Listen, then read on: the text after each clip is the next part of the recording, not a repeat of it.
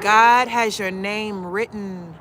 God knew your name before you were formed in your mother's womb. What's the name God gave you? I know your mama gave you a name. I know your daddy gave you a name.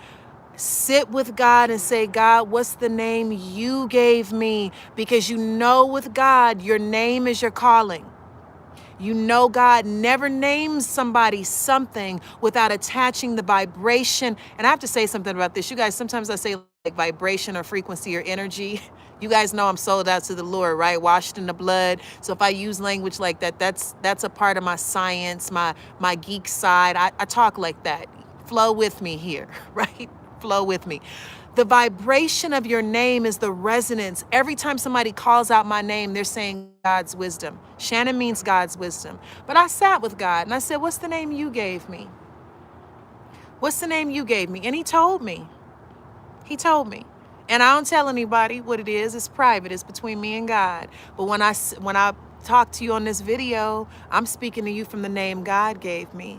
When I enter into a room, I'm entering in with the name God gave me. God said, before you were in your mother's womb, I knew you and I gave you a name, right? I know this world has labeled you. That's why I don't let anybody label me. Anybody. I would never let this world label me anything.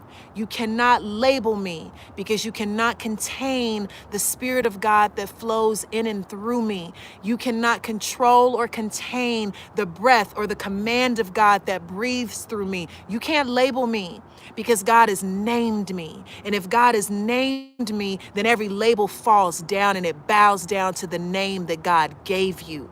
Do we understand? I know they've labeled me ADHD, but God said I have the mind of Christ. I know they labeled me this or that, but God says I'm this, right?